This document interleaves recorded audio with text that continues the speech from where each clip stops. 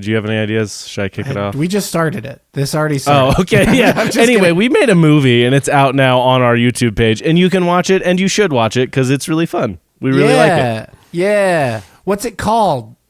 It is called More, all caps, unless you are looking for it on IMDb or Letterboxd, and then it is More spelt regular because they're really weird about you doing all caps on IMDb. Weird. They make you check like a disclaimer being like, almost all things have a some lowercase letters. I was like, I don't know what that means. Fine. And I typed it different. But it is called More. I'll flash the poster right here. It's very cool. It's very fun. Why did you flash it so short? You made it 2 frames long. I need you to make it longer than that. All right, here we go. Longer. Here you go. It's still on the screen. It's still on the screen. And it's gone. If you want more, you got to go watch the short film and then log it on Letterboxd because that's honestly the coolest part. More? Do you want more? Should we put a moratorium on that bit? Because we should a little bit. Not the second bit, the first bit. Hilariously, the number of people who in the comments have been like, I want more, and I can't tell if they're doing a bit or not. Some of them I can definitely tell are like doing bits. Hey-o. Some of them are it's like, no, I think you're just saying you want more, which is also good. Which is very nice, and that feels good to hear. So for if you're stumbling into this video and have not watched that short yet, I wrote and directed it. Shane shot and edited it. We both produced it. Yeah. And we're just going to talk about it. We did this with Attic Box. Yeah. I don't think we ever did it with Garbage Night because Garbage Night's a minute and a half long, or something crazy, like 2 minutes or something. We definitely talked about it on a pod, but we did. We mentioned it and have promoted it here and there. Yeah. Check that one out too. Garbage Night, we're both really, really proud of. You should check out Attic Box also. Attic Box is really fun and silly. Yeah. That one's like more of like a sketch kind of vibe, and then the other two are horror short films that we're really proud of, and you should watch. Shane, what exactly are we doing today? We are going to be discussing, interviewing, learning, growing, changing, accepting, a bunch of different things about the making of More. And we also might do a little bit of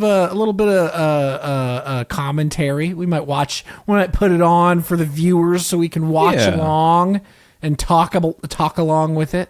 Yeah, this is something I really love when small time filmmakers do, because it is, you watch a giant movie and there's a small part of you that is, well, they had the money to do that. Of course they had the money to do that. But I was watching, showed some friends the Until Dawn movie, which is not a movie I love, but the practical stuff in Until Dawn is really fun because most of it we could do at home for $0, right? Yeah. Like, it would be so inexpensive to do. So I love stuff. And David F. Sandberg is a huge guy on that. He posts like big BTS packages explaining some of the tricks and tips of making a movie on a low budget. And you and I have garnered and picked up a lot of really cool things from him. Yeah. But we really like that kind of peek behind the curtain on really small projects, because it could, give somebody an idea of like, oh, you can make a tentacle out of pool noodles, pipe cleaner, and duct tape. You have cribbed one of my questions, you son of a gun.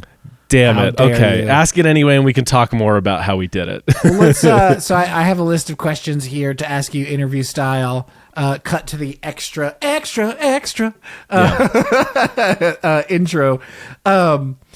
So tell me, like, tell me, like, I'm going off my question list instantly.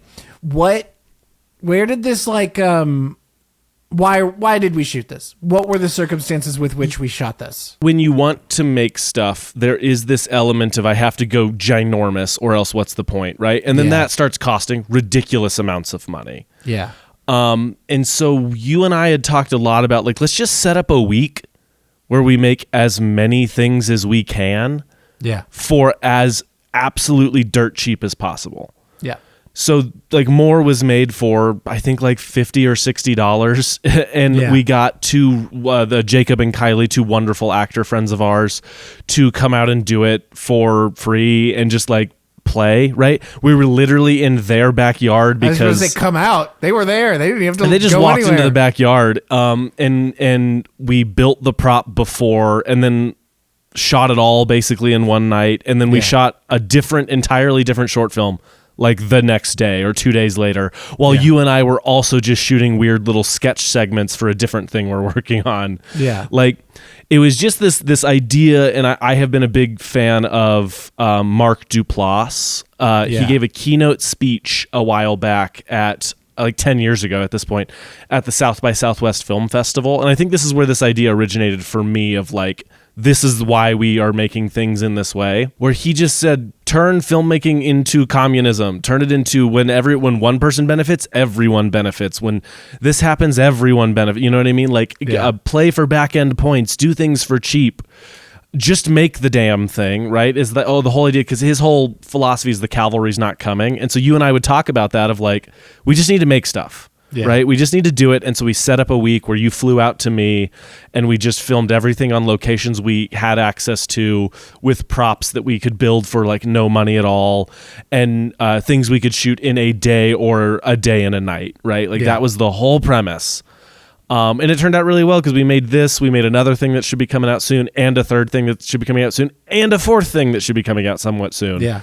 Like, we just made a bunch of stuff, and we had so much fun doing it. And the actors had so much fun doing it. We're doing it again this year. Like later this summer, baby. We're doing another round, and hopefully we'll have, a couple more actors coming out to hang out and do it. We'll do stuff that's like similar size range, maybe slightly bigger, because we have a new idea and we're like, okay, instead of $60, let's spend $80 and get this one other random thing out and make it really cool, right? So yeah, it's just our week of do it. There's a problem, figure it out. Keep going. You have 2 actors or 4 actors and this location. What are you going to make? How are you going to come up with something cool? Just do it. And I can't recommend that philosophy enough, especially in bursts, right? Like, give yourself a week of it. Like, the consistency thing, I'm really rambling, but the consistency thing is hard. My dude, I don't know what else you would do. Yeah.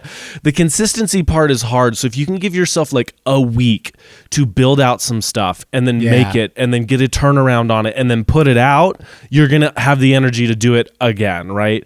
So just if you're somebody who gets burnt out, do a lot in a week and then just work it out and release it, because the releasing it is what's going to give you that extra juice to keep going.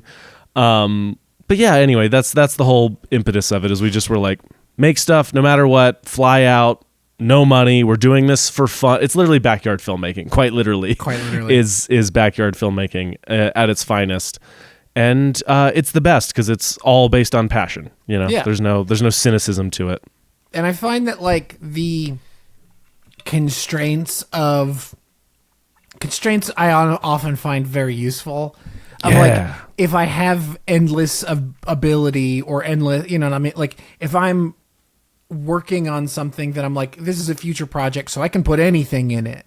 Like, that isn't always that helpful because that means I can't do it anytime soon. Yeah. So the idea of like, we have to be able to do it quick. We have to be able to do it cheap. And we have to do it with like 3 or 4 people at the most. Mm-hmm. Everything else needs to go out the window. I was just say that the fun part of like everything else has to go out the window is also you open up the ability to go, hey, actor, do you have an idea for this? Yeah. Or somebody standing off in the background while we're getting some close-up shots of a door is like, hey, you should get a wide shot here. Like, it just leaves so much room for everyone to take authorship of it in a cool way. Yeah. That is very unique and honestly teaches you a lot about then working with actors or working with camera people or working with producers or whatever, where you just like be open to it all. And when there's only like 4 people on set, it's really easy to be open to it all. Right. It's very nice. Anyway, sorry to interrupt. No, it's good. So where did this specific idea spring from? I cannot 100% remember why I thought tentacle monster out of a door. But I thought of that door. I was thinking of locations we had access to around me that I knew we could shoot at. My uncle was living at a place that is a hellish nightmare. Like the house is just super weird and old. And I was like, well, we can shoot there, right? Like it's this tiny little house. We can shoot there. But I was trying to think of something like outside, like different vibe. I didn't want to just do like 4 short films in a little house. Yeah. And I thought, I was like, wow, there's this really creepy door. And then one of the best writing exercises you can do is put something in front of you and ask what's behind it, right? Yeah. Like, so I was just like, well, what's behind the door? And then I thought, I've always wanted to do a monster movie. Is there some cheap version of a monster movie we could get away with for no money? And then I came up with this idea of like, and then the other side of it is you go, what's something that's just like conceptual? There's not a lot of character development. There's not a lot of, it's the premise is the thing, right? And then I thought, okay, there's a weird monster in this closet and it's gonna eat somebody, and that's all I knew at first. So then I just started writing. That I just was like, okay, guy in bed seems kind of weird. Oh no, now he's sleepwalking. What's behind the door? He wakes up. Okay, the door opens, and then you just play. Like it just becomes sandbox writing where you're just like, I know I have a door, I know I have 2 actors, and I know I want it to be a monster movie. And if it's a door, the central question has to be what's behind the door, right? And so then after that, all the pieces just kind of fling together in a cool way. But then you have to like, once you write it, then you have to go, well, what's a button on the end of this? It can't just be it eats him and then it ends. And then you come up with, wait, what if he's in bed with somebody? Yeah. And then she walks out. What happens to her? No, she's working for it, right? Yeah. And then you have a weird, cool thing that feels like the middle of a story. You know, it feels like there's definitely something before this and definitely something after this. But I'm going to tell this one little part right here in the middle because it's weird and cool, right? Yeah. Yeah, that's kind of just I knew I had a creepy door that's like horrifying. Yeah. And if we shot it at night with a weird beamy light on it, it would be extra horrifying. Yeah. And then from there you just build off of what you have available to you and find a central question and you're good. You can come up with whatever. It could have been anything behind that door. It could have been nothing, and that could have been the whole thing. Could have been a very opens it and a beam of light hits him in the face and that's it, right? Yeah. Lots you could do. Anyway. Yeah, I think it has that kind of almost like barbarian quality of like the like cut back out. The intense crazy thing happens and then you cut back out to somebody sleeping in bed. Yeah, and you're like, well, what the hell's that about? Yeah.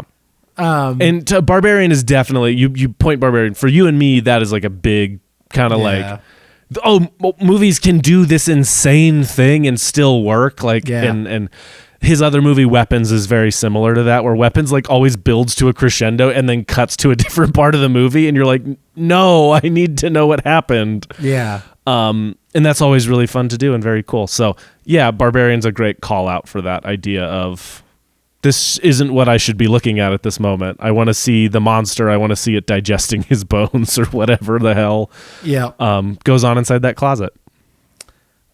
Tell me about the tentacle. Okay, so I ruined this question already, but I think it is important to talk about, right? We built the tentacle 2 hours before shooting.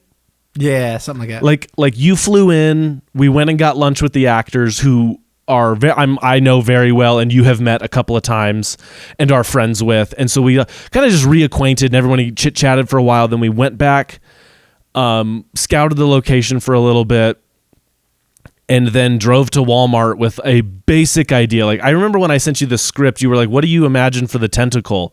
And my original idea was something flexy, like a bungee cord of some kind. Like, get a bunch of bungee cords and wrap them together in duct tape or something. So it has a bit more flex to it.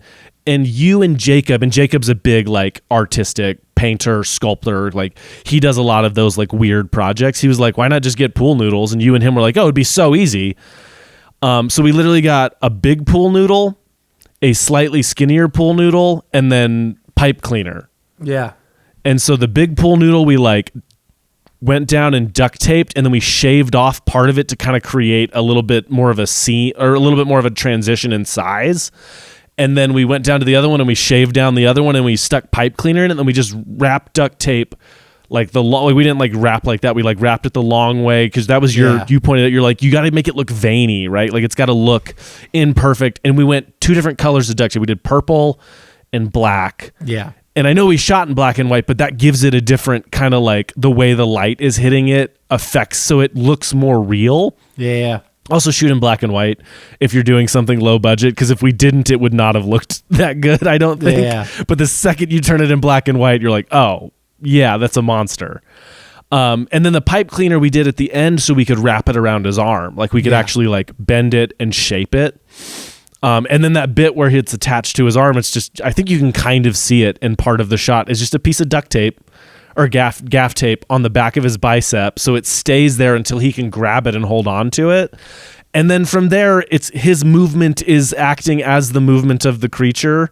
Yeah. And it just works, right? Like, again, I love telling people that is pool noodles and duct tape. It's because I think of The Thing, where like most of the effects in The Thing are like melted bubble gum or something crazy. Yeah. That's like the peak of doing it, of course, but all of the materials are so attainable and so cheap to make something really cool like this. Yeah, and so props to you guys for being like, no, do pool noodles. It'll be weirder, like and then it works out really well. And it was huge. It was like 15 or 20 feet long. Like it was really big, crazy. Yeah, which was super fun. Do y'all still have it? No, I had nowhere to put it, so I literally had to. So if we ever do anything with the tentacle monster again, we're gonna have to build another one, which could be fun. We could make improvements. Yeah, that's true. We could like upgrade it in some fun ways. Y'all had the perfect wall for it. Y'all could have put it up on the wall. Look, did I argue for it? Absolutely, I did. Did I get vetoed? Absolutely, I did. It would have fit in with all of the rest of the horror stuff all over your. I know. Literally, like right above me, it could have just stretched around the wall and around the corner. It would have been perfect. It would have been really cool. I'll never forgive Breck for that. Next time we'll build a slightly nicer one, and then it will be. No, I'm making this one look worse. Yeah, and then it's still going on the wall. You're gonna make it structural to the house. Yes. Yeah. Talk to me about the puppeteering aspect. Who and what and when was it getting puppeteered? So that was a lot of the time it was Breck. Breck would be behind that door, which, by the way, props to her for being behind that door. Yep. Because that's the creepy, awful room. Yeah, it's tiny. There's no light in it. It's full of junk. Full of junk. Horrifying little storage shed back there. So when it was just like moving, it would be her just like rising it above the door, or like we did a take where you could see the end of the tentacle like reach out of the doorknob. Yeah, for the doorknob. So you can see it in the shot. Like whenever Jacob turns, if you watch the top of the shot, you can see the tentacle like start to rise above, which is a nice effect. Yeah. That's my brother's favorite shot in the movie. My little brother texted me. He was like, "That was so cool," which I was like, "I know, it's awesome." And then when he's getting dragged, it's me puppeteering it, right? So he's holding on for dear life, and I'm just yanking him to the ground and dragging him away. And then other times for like all the shots of just him, it's me on one end or Breck on one end, just moving it up and down. Yeah. And him doing a lot of the like moving his arm to make it kind of seem like it's pulling him, and then like throwing him down and stuff like that. Jacob's very physical. He likes to be like, he's like, no, yank me down, drag me, pull me. Step on me, daddy. Yeah, exactly. He said that a lot. We had to talk to HR, but yeah, we really did. Department was HR was his wife, and she was like, "Step on him." Yeah, he's saying to step on him. No, so yeah, it was just kind of a mix of that. Like you were obviously on camera the whole time, like you were taking care of that, and so it was just be whoever was right, me or Breck, whoever was right there, to just puppet it, right? And that was again super fun. We should have put a puppeteering credit in, like or something. We should have put additional voices in there for me. I know. I brought that up, and you said nah. Yeah, I remembered that after the fact. I was like, "Where's my fucking credit for for the voice?" Yeah. You should have. We should have. We really should have. Anyway. Yeah, but I didn't want the credits to be any longer. Yeah, the credits are long. Yeah. But we found a fun song for it. Yeah. Talk to me. We already talked about it a little bit, but talk to me about the decision to shoot in black and white. That was made day of by you. You were like, not by you. You were just like, you want to shoot it in black and white? Yeah. Because originally we were going to like lather the tentacle in like acrylic paints to try to make it gooey and make it look a little better on camera. And then we were just out there like blocking it. And I was like, so I think it's like this, and we'll shoot it from here. And we kind of like talked about it, and you were like, try this. And then all of a sudden you were like, what if we shot it in black and white?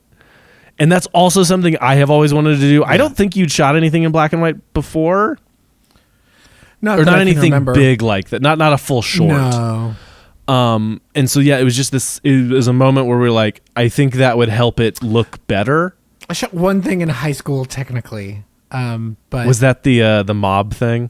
Yes. Yeah. Okay. I still have a photo of that on my phone. Yeah. Yeah. So it's black and white is very good for indie, right? Because it hides a lot of the seams. Yeah, man. And it also makes the whole environment at night look way more like kind of voidy. Like there's that big shot that we love where he like grabs hold of the tentacle and that kind of medium wide, and the wind hits the trees behind him, but everything right behind him is just pitch blackness. Like that's just a backyard with like houses and stuff 20, 30 yards away. Yeah. And yet it just looks like he's isolated. And I think if we had shot in color, you would have seen a little bit more of it, or stuff would have been a little bit less surreal. Yeah. And so I think it helped a lot with the surrealness, which is great on you to be like, let's shoot in black and white. Which I also think you did on Garbage Night, where we were like, we blocked all of Garbage Night and talked about it, and you were like, you want to shoot in 4x3? And I was like, I do want to shoot in 4x3. That would be really fun. So yeah, it was just that, and then it made the tentacle look way more realistic and let us not have to goop it up, because the goop would have taken twice as long to handle. It would have been such a nightmare. Yeah, like it would have been really difficult. No grip on the thing, so like dragging him, it would have been way harder. Like, and we would have had to do it like really, really quickly in sequence. We would have only had like 1 or 2 takes for most of it, because it would have gotten all over his clothes. Like, so, and I think if we had shot in color, we would have had to make that tentacle look correct. Oh yeah, no, there's no way we could have sold that even a little bit. Yeah, and so in color. It worked to do it in black and white. And I end up feeling like it does a lot for the narrative of it too, the weirdness of it too, right? Like the cut to credits and the credits are in red is like another, like it's just a good moment of like, oh, whoa, okay. Yeah. And that, and you adding all that grain in post where you're like, let's take it further and further. It makes it really feel like an old monster movie in a subtle way. Like it's not shot like one, you know what I mean? Like it has all the feel and vibe of one. Yeah. And I think that's like a huge asset to it. I think one of the reasons I wanted to shoot in black and white too was like I knew I could play heavier with the contrast. Yeah. Oh like, yeah. If we're in color, like that kind of contrast is going to feel super overbearing. But in black and white, that's all you have is contrast. Yeah. So I was like, I know we really need to get really dark with those blacks and like really bright with those lights. And so I was just like, let's just do the black and white would make that so much easier. And again, I can sell that like the doorway being complete pitch black. Into that room, I can sell that way easier.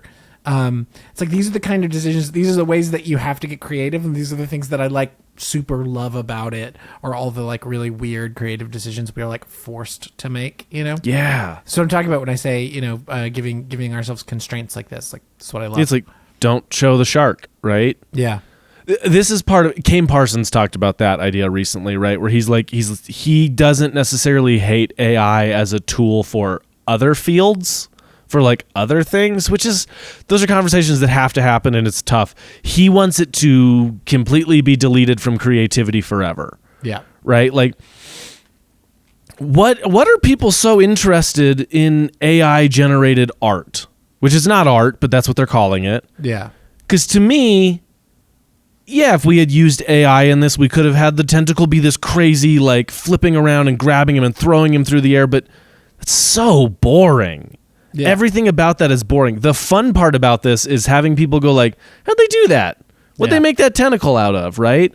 Like, oh, this is interesting. That's cool. Oh, that must have been a problem. I wonder how they solved that. That's the part of creativity that I find so endearing, is that people did it. Yeah. That humans had to sit around in a circle and go, all right, how are we going to make a tentacle that can like be durable enough to like drag him and throw him around? And how are we going to hide the end of the tentacle so that somebody can move it? Like, how are we going to do all this? If you can do anything, nothing is interesting. Yeah. Right? The most impressive short films to me, like the reason I love like Ryan Connolly Film Riot short films, is he's like lighting people on fire for real in those shorts, like doing crazy stunts in those for real, right? Like there's something so endearing about somebody having so little like in the way of resources and yet doing so much. Yeah. That is what makes art interesting. That's what makes art cool. So the idea of using the Martin fucking Scorsese bullshit going on right now, selling out everyone, I'm going to be on the record as saying, is so disheartening. And then you have Kane Parsons, a 20-year-old kid who got his start in technology with Blender. Yeah. You know, he seems like the guy that had every reason to be like, no, I would love AI to make a lot of this easier for me. And he's like, no, the fun of it was that I had to do it. You know, I had to like make decisions, like I didn't just have to type in a prompt. I had to sit there and go, all right, how do I make that wall look like 5% more real? Like, what's a texture I can throw on it? What's a constraint I can throw on it? That's art. That's the cool part. Jaws would not be Jaws if the shark worked properly. Like, it just wouldn't be. Damn straight. And Jaws is one of the best movies because of something that didn't work right. Yeah. And that is the thesis statement of art in every way to me. It's just like, I don't know. It's cool that people did this. Anyway, that's my anti-AI ramble for the day. It won't be the only one. I'm sure somebody will say something later that will make me like, AI is bad for the planet and humans and everything. It's making us actively dumber, and we're already so fucking dumb. Yeah, making us way dumber as a people. Anyway, yeah. Yeah. What was the most difficult aspect to pull off? That's tough. I hate the edit normally, but this one came together really well. Like, I think you and I were both just really happy with how it all looked, and then it cut together really easily. I can't think of much that we were like, fuck, we have to figure something out. There's a few things. I feel like there's always that one transition, that one section, that one shot where it like, fuck, if we only would have gotten that one thing. But no, man, we had it all. We had everything we needed. Yeah, and don't get me wrong, like there are definitely I've seen this like 50 or 60 times at this point, and there are things that occasionally that I'm like, damn, that would have been kind of cool. I still do that. You know what I mean? But nothing that broke it. Nothing that was like, fuck, we have to really figure this out and make it work. But I feel the same as I did with Garbage Night, where you and I talk about this a lot, and that's kind of how we measure things now. Is it's like it felt like Garbage Night, where it just felt cool making it, and it felt cool watching it, and there's something about that stuff that really comes together. Honestly, the hardest part was just like getting everything lined up, right? Yeah, getting the actors to commit to a date, even though they really wanted to do it. They were getting ready for their wedding. They were like, they were getting ready for their wedding, and it was like a lot, and actors have a tendency to just not, they've never had to wrangle people, right? And Jacob's working on some really cool projects he's putting together, and he's having to wrangle people, and he understands now how hard it is to do. And like, that's the hardest part, is the logistics, right? Yeah. The one we did next, right? Haven't really released anything on it yet, but the next thing we'll have released, has a lot more difficulty in the edit because we didn't get one or two things that we probably needed.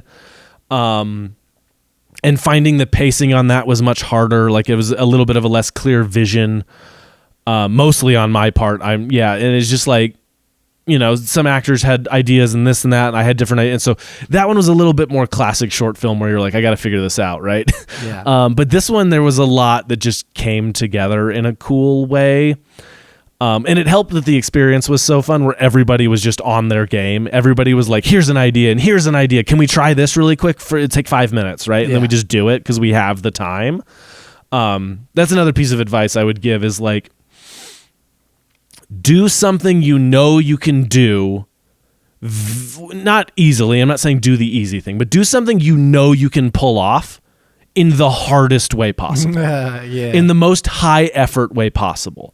Don't slack through an easy project. If you have an easy project, go, all right, I want to try this weird thing that I don't know if we can pull off. I usually call those like magic tricks, right? Like if you can do in a low budget thing something that feels so high budget, it's like a magic trick. And that to me is the whole tentacle being as cool as it is, where it's like, that's a magic trick. We could have found some other way to like have it be out of focus the whole time. But there's a couple shots in there where we show off a little bit, where we're like, no, it looks cool in black and white. Like, so that's another piece of advice that I think about a lot, is like, find the thing you can do and then do 15 extra% on it, right? Yeah. Make it almost impossible, but figure it out. I really like that shit.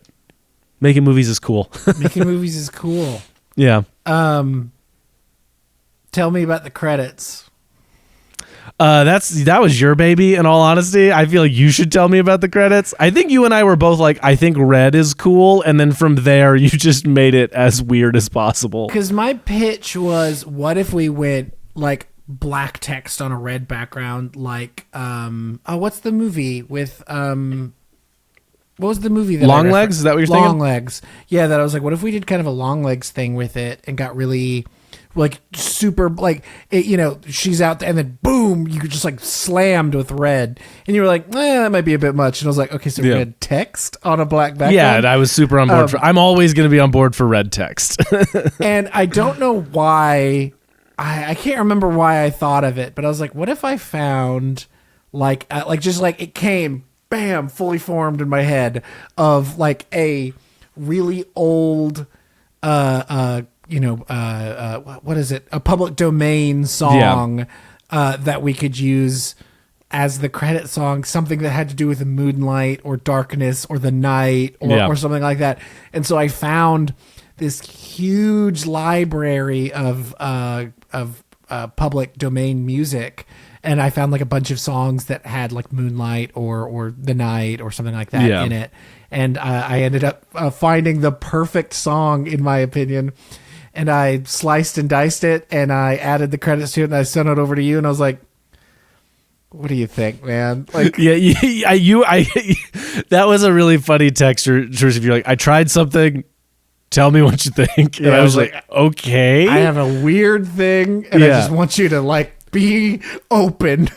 Yeah, well, and that was the whole thesis statement of the whole movie, right? It was just like, I don't know. She's working for a tentacle monster. What is the tentacle monster? I don't fucking know. What's behind that door? I don't really know either, right? Like, that was the whole thing, is just ask questions, but do not explore answers in any real meaningful way. Yeah. And then I did not have that idea at all for the credits. I hadn't thought, like, my big textual thing on it was the title card, like, coming in all kinds of weird ways. Yeah. Because I didn't know what, I was like, I don't know. I just picture it with the door in the background. It's kind of weird and cool. Yeah.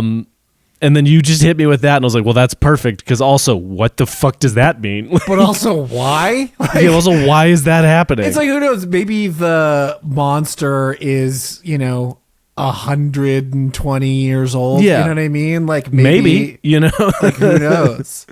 Yeah.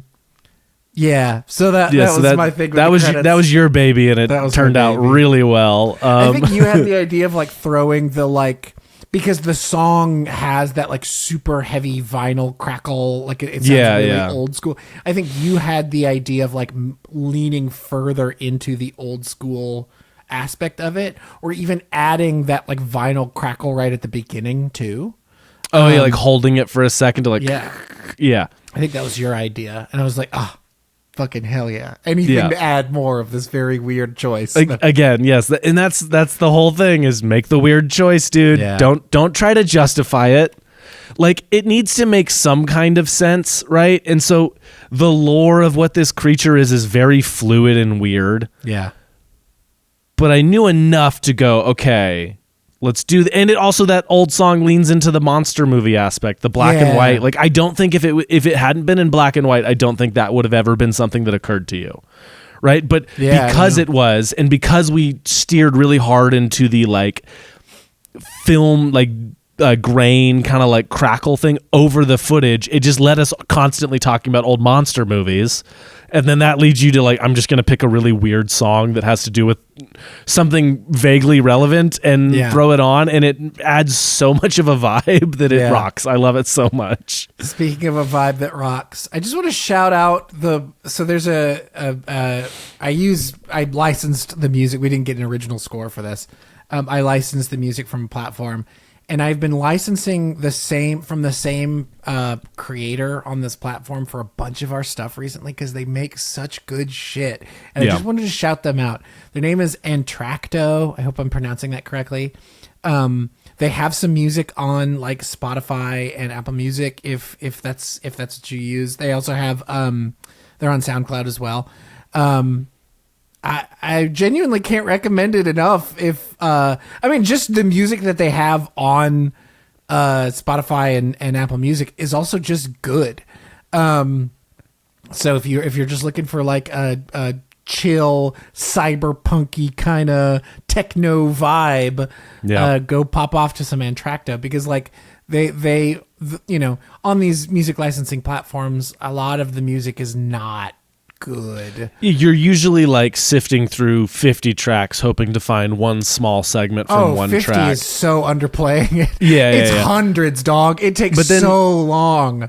But then with this guy's stuff, it's like, oh wow, this is cool. It was just finding the right vibe. It was a very nice problem to have instead of a very annoying problem to have. For the past 3 or 4 projects I've worked on that are even remotely dark in tone, I go to his profile first. Yeah, Garbage Night's all him too, I think. Garbage Night's all him. Another project that we've worked on is all, or not all him, but there's some of his stuff in there. Man, it's just incredible shit. Highly recommend. Really we need good. to get in contact with this human being and just be like, hey, you want to be our in-house guy? and just like, hey, let's work on something original.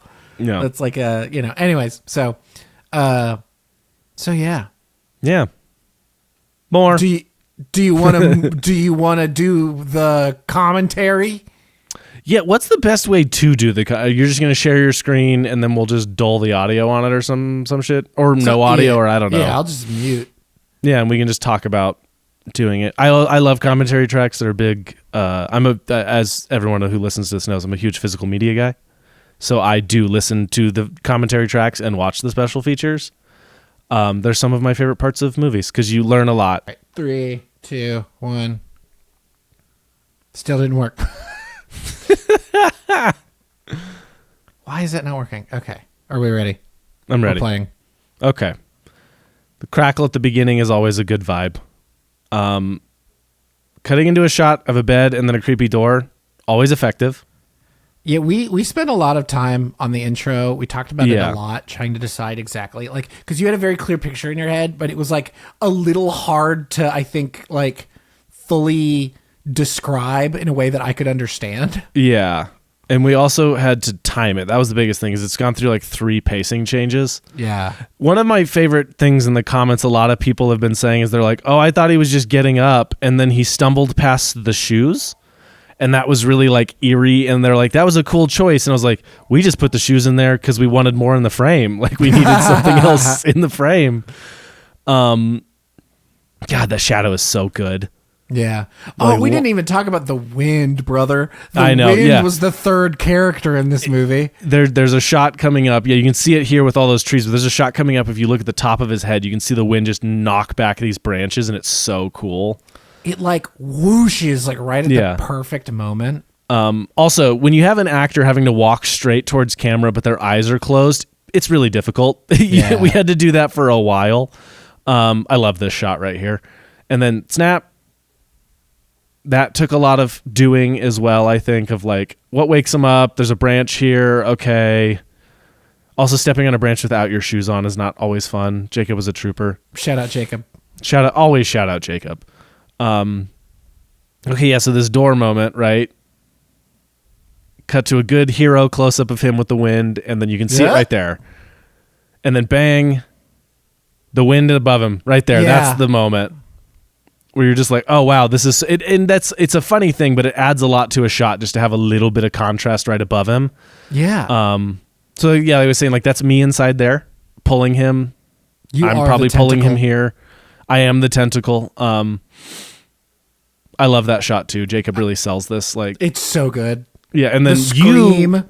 You are a fan of gurgles. You're a really big fan of gurgles in media. I want it to be sloppy sound and gross. Yeah. I want it to be gross. That's me inside the door. Jacob is laying down in the scariest room of all time, and my fingers hooking the inside of the door frame and just closing it. And then sitting in there in pitch darkness while we wait to get enough for the crossfade here. And shout out for a working crossfade. I can never get crossfades to work, and because I think it was just a good, well-planned crossfade. It actually works. I've just been obsessed with them recently in a lot of ways. I like the abstractness, the weirdness of them. And I love this, right? Like, she's frustrated. Why is she frustrated? What does this mean? Stumble outside. She goes right for the door, right? That's the moment I think where everyone's like, wait, what? There was a bit more to this ending that we ended up cutting, which I think is a good thing. So this is Kylie. She's like the greatest actress I've ever worked with. You know what I mean? She's so good. Yeah. And then this wide shot was like Jacob's idea. Jacob was just standing back and he's like, hey, y'all should get a wide shot here. And the thing he loves about it is he goes, how big is the monster? Yeah. He's like, how big is the thing? If that's the building it's in, how big is it? And honestly, don't know, but I think it's cool. What a great question. Yeah. The little like stutter of the title here is also a great ad. I wanted to find like an old school, like retro kind of font as well. Just like really sell. I added like a really subtle blur around the text again to add it to like really make it feel old and lived in and grimy. Yeah, because if you're not adding grime, what are you doing? I mean, legitimately, like if you're not adding old David Fincher grime, what are you doing? True.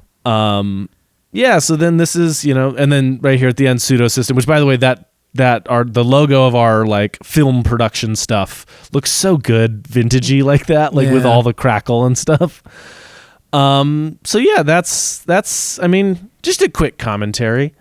If you have more questions, reach out. We love talking about this one because it's super fun and cool. We and we're love proud talking. Do we? We're recording a podcast right now. Yeah, we're live on air, Spencer. Oh fuck! I mean, shoot! I mean, oh no! You fucking shit! Yeah. So this is something I think we're both really proud of, and it's doing pretty well for us. I mean, comparative to a lot of our stuff, we're really happy with the people who've watched it. It's our most viewed narrative short by a long shot. By a long shot, and so that feels great. Yeah. Keep watching it, keep sharing it, keep commenting. All that stuff like legitimately helps, right? And the other thing we did is, and we did like a big rollout for it. It was like 2 weeks of posting once a day with like really weird cryptic stuff in it.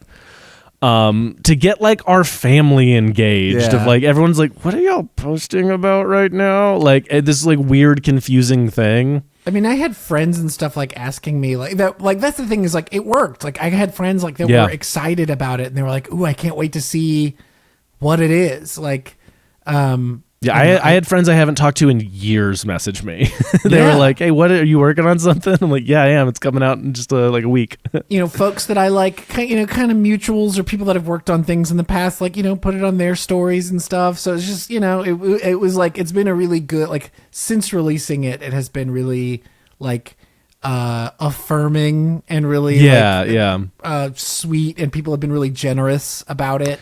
Yes. And that's what I mentioned, like getting the juice from releasing something, right? Like, and the other thing that's nice to know is that stuff like that can work. Neither of us have huge followings on any social, like I have like almost 3,000 TikTok followers, but comparative to TikTok, that's nothing, right? Like that's a small group of buddies comparative to TikTok things, but it's nice to know you can use social media, even if it's just to garner like friends and family, and then that can be enough to give it a little bit of a boost, to get a little bit of a an audience, which is really nice. Like somebody on Letterboxd has a list of just short films, like a total stranger, I don't know them, they just added it to their list of short films and watched it and gave it 5 stars, and it was super nice. Very nice. Again, log it on Letterboxd. Letterboxd is like my favorite app ever. And it is up on Letterboxd and you can watch it and review it. That'll be the quickest way to get me to be like hee hee hee and reply to you,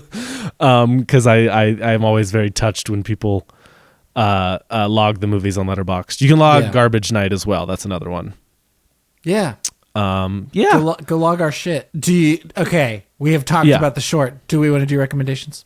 I would love to do some recommendations. I want to recommend a couple of small things.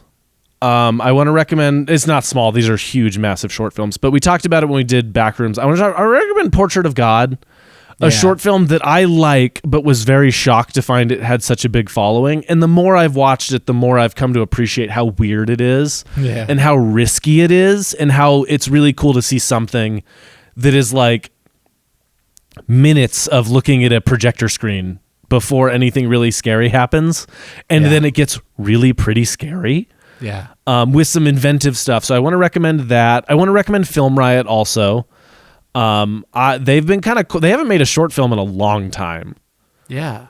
They need to jump back on and do that. Ryan, get on it. Yeah. I'll find you. I want to recommend them, specifically his Lowercase I trilogy. Yeah. Proximity. Yeah, Proximity, Century. That sounds right. And then Ballistic. And Ballistic is one of the craziest short films I've seen a YouTuber pull off, right? Yeah. Just in its scale specifically. I've learned a lot from those. And then the other like big thing I want to recommend is Steven Spielberg has a new movie coming out. Disclosure Day. You should go see it. I have my tickets. I think that will come out the day this airs, so you should go see it tonight. And so Breck and I are for the second year in a row doing Summer of Spielberg. And so we're watching the movie she hasn't seen. So we watched E.T. Dog, I know. But if you hear the phrase magic at the movies or the magic of movies, or if they're talking about E.T., they're like, that movie is just, it'll fill you with wonder, but also treat kids like adults, or treat kids like they're mature and can handle things.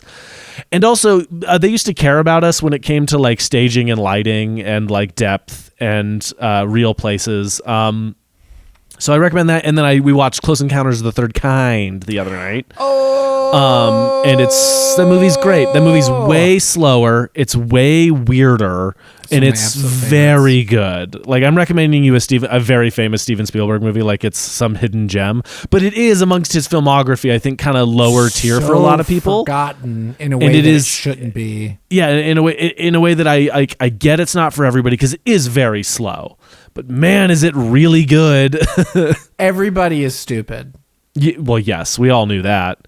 So yeah, I want to recommend, like, go scour YouTube for, just look up literally horror short film, action short film, whatever genre's your bag, and just start watching stuff. Start following filmmakers on there, right? Because we've seen it. Kane Parsons, Curry Barker, like, these guys are the Philippou brothers, Chris Stuckman, Dan Trachtenberg. Like, you're seeing these guys pop out of YouTube and be major players in the game. It's really cool to be on the ground floor of something cool that happens. Start doing it. You know what I mean? Buy like, that stock early. Buy that stock early. Support young filmmakers. Support people like Shane and I who are just like putting stuff on YouTube. Like, give me money, please. I don't even want money, man. Like, that's not even. I just want. Whoa. Okay, well, let's pause. I would like money, but what the fun part about this one for me has been, it's like, oh, it's the first time I've released something where I was like, oh, people have seen this. Like, people watched this thing. Yeah. And that's a really cool feeling, because now I feel like the next time we put something out, which will hopefully be pretty soon, we'll have a little bit more, like a little bit of like, oh, that guy released that thing that I liked. And like, then we can start building that kind of filmmaker brand of like, this is the type of movies we want to make, and this is the type of stuff we want to do. And I think that's the real building block to like making the industry work for you and making social media work for you, right? And I'm just very inspired by a lot of those things. Anyway, that's my very long, rambly recommendation on YouTube Shorts, and then Steven Spielberg. Yeah. I agree with everything you just said. I would also add one more, and that is David F. Sandberg and his YouTube channel, Pony Smasher.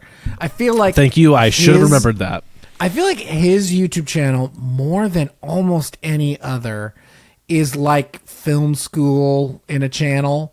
Yeah. But like, I appreciate what he does more than like a Film Riot or something like that, which don't get me wrong. I love Film Riot, but there's something specific with the way that David F. Sandberg, because like all of them are, he creates a thing and then he makes a detailed package about how he made that thing. Multiple videos on multiple subjects. Yes. For everything from Lights Out to Shazam, like a big, right? He somehow got Warner Brothers to let him do it. Yes. And he's still making YouTube short films in between his features, and I absolutely love that.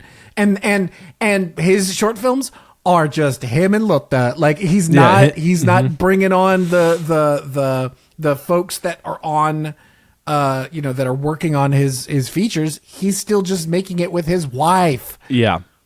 I don't know, man. Mike Flanagan has talked about this in a way that I think not everyone does, but a lot of these filmmakers who get their starts on YouTube, they want to get through that door into the big leagues, quote unquote. And then once they've made a couple movies in the big leagues, all they want to do is make movies with their buddies for no money at all because they love making movies. Yeah. And I feel like that's you and me. If you and I ever got offered like fucking Batman or whatever, something insane, we would make Batman and we would have the best time in the world, but damn it, afterwards we would be like, hey, do you want to get Dylan and like Megan and just make 48-hour film festival? Yeah, do you want to just go do something weird and silly for fun? Yeah. Like I think that's an underrated part of creativity, is like doing it because you love it, right? Yeah. Part of why we put this one on YouTube.